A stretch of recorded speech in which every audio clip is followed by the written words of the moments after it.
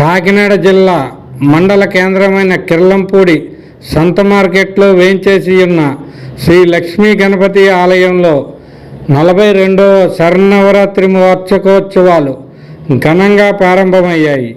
నవరాత్రులను పురస్కరించుకుని ఆలయ కమిటీ వారు భారీ ఏర్పాట్లు చేశారు. ఆలయ ప్రధాన అర్చకులు బాదంపూడి ప్రసాద్ శర్మ, పిరాట్ల వెంకట శాస్త్రుల ఆధ్వర్యంలో ప్రతినిత్యం గణపతి హోమంతో పాటు ప్రత్యేక పూజలు నిర్వహిస్తున్నట్లు తెలిపారు. మొదటి రోజున వేగి రామకృష్ణ రాజరాజేశ్వరి దంపతులు పీటలపై ఆసీనులయ్యి హోమం నిర్వహించారు. కిర్లంపూడి పరిసర గ్రామాల నుండి భారీగా తరలివచ్చిన గ్రామ పెద్దలు, మహిళలు, గ్రామస్తులు స్వామివారిని దర్శించుకుని తీర్థప్రసాదాలు స్వీకరించారు.